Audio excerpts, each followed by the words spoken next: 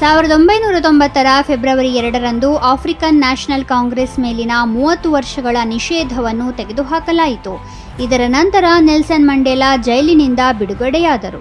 ವರ್ಣಭೇದ ನೀತಿಯ ವಿರುದ್ಧದ ಹೋರಾಟದಿಂದಾಗಿ Mandela robin ದ್ವೀಪದಲ್ಲಿ 27 ವರ್ಷಗಳ ಕಾಲ ಜೈಲಿನಲ್ಲಿ ಕಳೆಯಬೇಕಾಯಿತು. ಅಲ್ಲಿ ಅವರು ಕಲ್ಲಿದ್ದಲು ಗಣಿಯಲ್ಲಿ ಕೆಲಸ ಮಾಡುತ್ತಿದ್ದರು. 1994ರ ಮೇ 10ರಂದು ಮಂಡೇಲಾ ದಕ್ಷಿಣ ಆಫ್ರಿಕಾದಲ್ಲಿ ಮೊದಲ ಕಪ್ಪುವರ್ಣೀಯ ಅಧ್ಯಕ್ಷರಾಗಿ ಹೊಸ ಯುಗವನ್ನು ಪ್ರಾರಂಭಿಸಿದರು.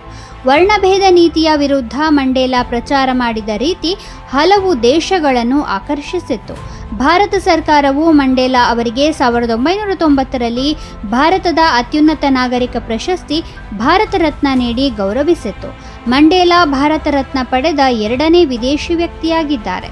ಅವರಿಗೆ 1993ರಲ್ಲಿ ನೊಬೆಲ್ ಶಾಂತಿ ಪ್ರಶಸ್ತಿಯನ್ನು ಸಹ ನೀಡಲಾಯಿತು. ಮೋಹನ್ ದಾಸ್ ಕರಮ್ಚಂದ್ ಗಾಂಧಿಯವರಂತೆ ನೆಲ್ಸನ್ ಮಂಡೇಲಾ ಅವರು ಅಹಿಂಸೆಯ ಪರವಾಗಿದ್ದರು. ಈ ಕಾರಣದಿಂದಾಗಿ ಅವರನ್ನು ಆಫ್ರಿಕಾದ ಗಾಂಧಿ ಎಂದು ಕರೆಯಲಾಗುತ್ತದೆ.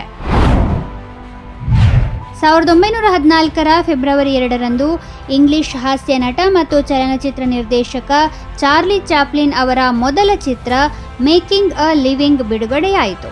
ಚಾರ್ಲಿ ಚಾಪ್ಲಿನ್ ಈ ಚಿತ್ರದಲ್ಲಿ ದರೋಡೆಕೋರನ ಪಾತ್ರವನ್ನು ನಿರ್ವಹಿಸಿದ್ದರು.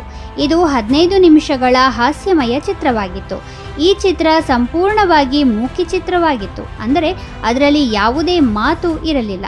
ಈ ಚಿತ್ರದಲ್ಲಿ ಚಾರ್ಲಿ ಚಾಪ್ಲಿನ್ ತಮ್ಮ ಆಕ್ಷನ್ ಮತ್ತು ಎಕ್ಸ್ಪ್ರೆಷನ್ಗಳಿಂದ ಜನರನ್ನು ನಗೆಗಡಲಲ್ಲಿ ತೇಲಿಸಿದ್ದರು. ಚಾರ್ಲಿ ಅವರು ದಿ ಗ್ರೇಟ್ ಡಿಕ್ಟೇಟರ್ ಚಿತ್ರದಲ್ಲಿ ಹಿಟ್ಲರ್ ಪಾತ್ರವನ್ನು ನಿರ್ವಹಿಸಿದ್ದರು. ನಂತರ ಅವರು ವಿವಾದಕ್ಕೆ ಗುರಿಯಾದರು. ಅವರು ಕಮ್ಯುನಿಸ್ಟ್ ಎಂದು ಆರೋಪಿಸಲಾಯಿತು. ಇದರ ನಂತರ ಅವರ ವಿರುದ್ಧ FBI ತನಿಖೆ ಕೂಡ ನಡೆಸಲಾಯಿತು.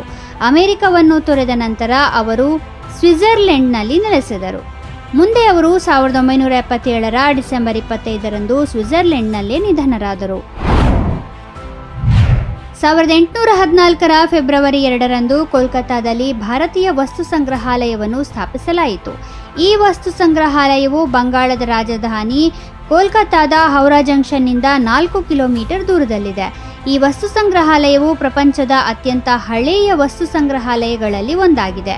ಇದು ಪ್ರಪಂಚದಾದ್ಯಂತದ ಅನೇಕ ಅಪರೂಪದ ಕಲಾಕೃತಿಗಳು ಮತ್ತು ವಸ್ತುಗಳ ದೊಡ್ಡ ಸಂಗ್ರಹವನ್ನು ಹೊಂದಿದೆ. ಈ ವಸ್ತು ಸಂಗ್ರಹಾಲಯವು ತುಂಬಾ ದೊಡ್ಡದಾಗಿದ್ದು ಇದನ್ನು ಸಂಪೂರ್ಣವಾಗಿ ನೋಡಲು ಹಲವಾರು ದಿನಗಳೇ ಬೇಕಾಗುತ್ತವೆ. ವರ್ಲ್ಡ್ ವೆಟ್ಲ್ಯಾಂಡ್ಸ್ ಡೇ ಅಂದರೆ ವಿಶ್ವ ಜೌಗು ಭೂಮಿ ದಿನವನ್ನು ಫೆಬ್ರವರಿ 2ರಂದು ಆಚರಿಸಲಾಗುತ್ತದೆ. ಜೌಗು ಪ್ರದೇಶ ಅಂದರೆ ವರ್ಷ ಪೂರ್ತಿ ನೀರಿನಿಂದ ತುಂಬಿರುವ ಭೂಮಿಯಾಗಿದೆ. ಜೌಗು ಪ್ರದೇಶದ ಮಣ್ಣು ಸರೋವರ, ನದಿ ಅಥವಾ ಕೊಳದ ತೀರದ ಭಾಗವಾಗಿದೆ. ಅಲ್ಲಿ ಸಾಕಷ್ಟು ತೇವಾಂಶ ಕಂಡುಬರುತ್ತದೆ. ವೆಟ್ಲ್ಯಾಂಡ್ ಕನ್ವೆನ್ಷನ್ ಅನ್ನು 1971ರಲ್ಲಿ ಫೆಬ್ರವರಿ 2ರಂದು ಇರಾನ್ನ ರಾಮ್ಸರ್ ನಗರದಲ್ಲಿ ಅಂಗೀಕರಿಸಲಾಯಿತು. ಅಂದಿನಿಂದ ಪ್ರತಿ ವರ್ಷ ಫೆಬ್ರವರಿ 2ಅನ್ನು ವೆಟ್ಲ್ಯಾಂಡ್ಸ್ ಡೇ ಎಂದು ಆಚರಿಸಲಾಗುತ್ತದೆ.